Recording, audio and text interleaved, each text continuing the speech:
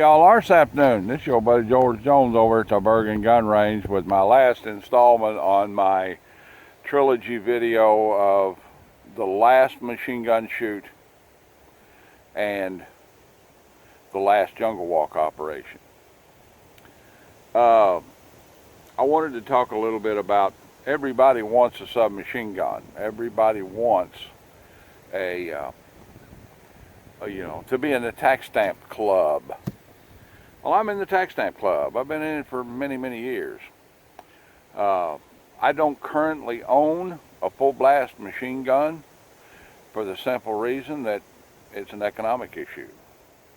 Now, the gun we've always used on the jungle walk, originally that gun was purchased for about $2,600. And today that gun is valued somewhere around $8,000 to $10,000. Okay, and we've shot it to doll rags. That's all there is to it.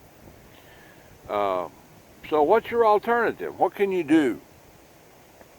Well, you can go out and get a ATF Form 5 and fill it out and pay half down at the dealer and wait for your tax stamp to come back and pay the other half and pick up your machine gun. That's what you can do. But you can get machine gun-esque. They're machine gun-like things for a whole lot less money. Me, I like SBRs. I have several short-barreled rifles. One of them is this gun, which is an Uzi. Okay, this is a Group Industries Uzi, manufactured in Louisville, Kentucky, back when Group Industries was in business. And they manufactured machine guns back in the day. They also manufactured short barrel rifles, semi-automatic carbines, and they manufactured semi-automatic Uzi.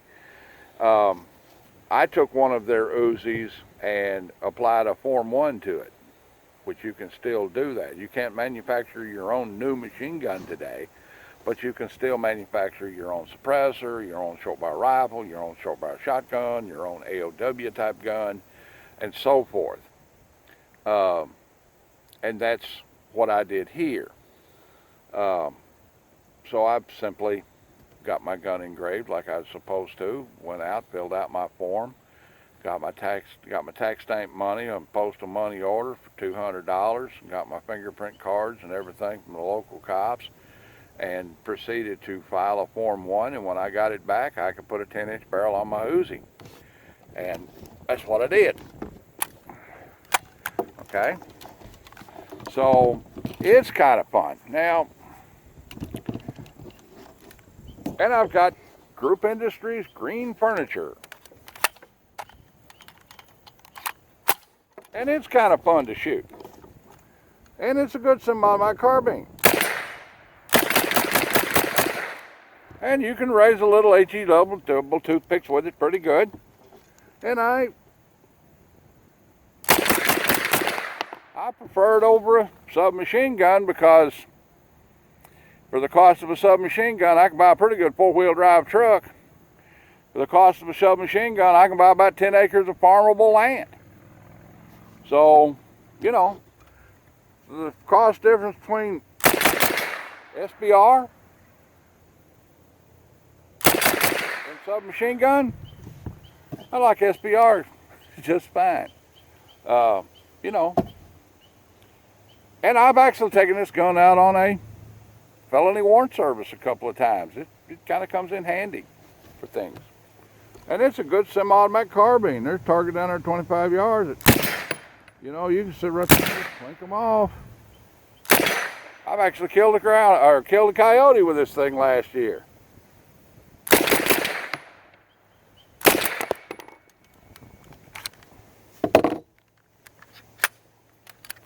So that's an Uzi SBR carbine.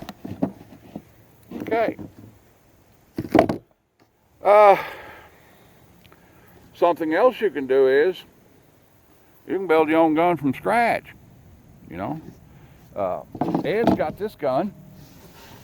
This is a 9mm carbine pistol, Palmetto State Armory Glock AR lower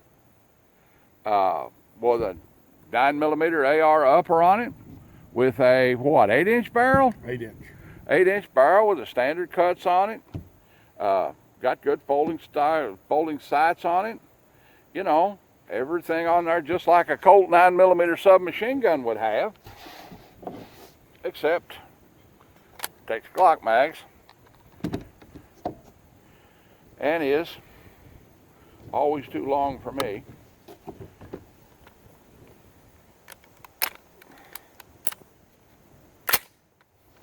And it's just fine fun to shoot.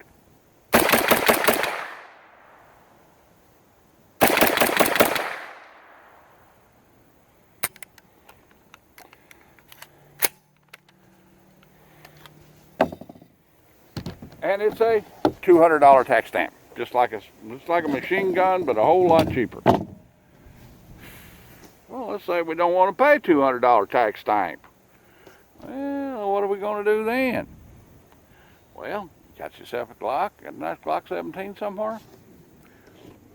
You could do this. The Roni. Now, the Roni is a stock set that you can apply to a Glock, standard Glock handgun.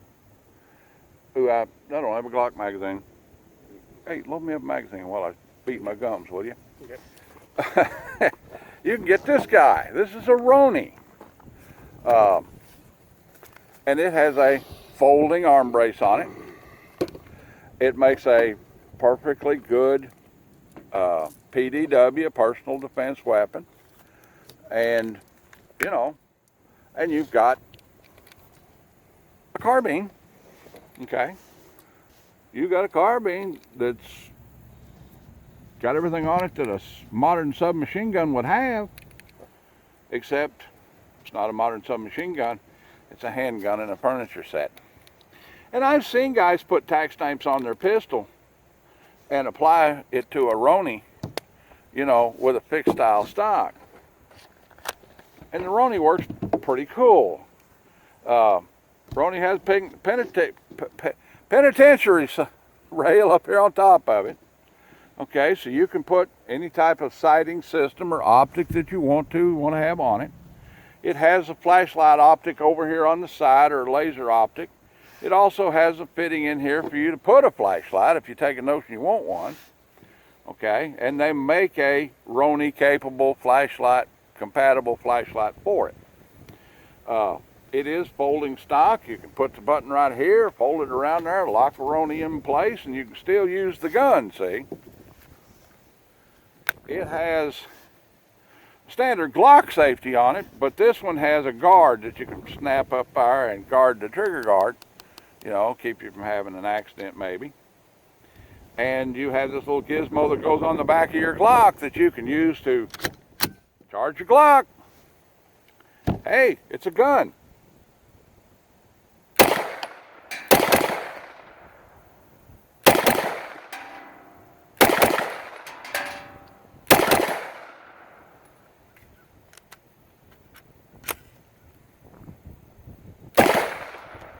Locks back just like a Glock.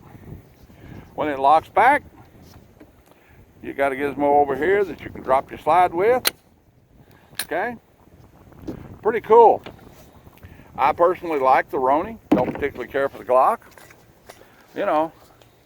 But here's 3 alternatives to having a submachine gun if you would like to really have a compact, portable firepower sit-up. Okay? Hope this helps you out. Again, like, take, share, fire, commentate, and subscribe. This video will be part of a series of short videos that will be edited together to make my last jungle walk video. All right, then. We'll see y'all, and we'll see you when we see you. Bye now. Here, let me get my earmuffs on. Where's my earmuffs? Ear mufflers.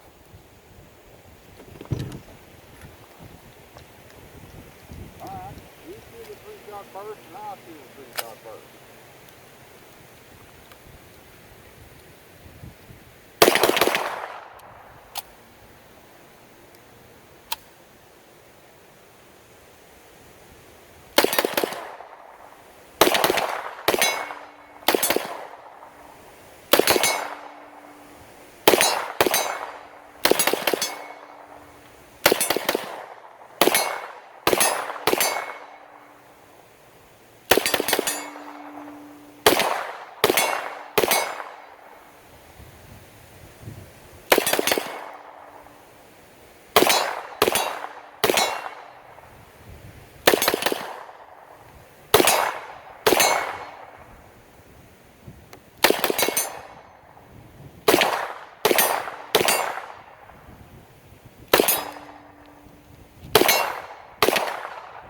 ahead.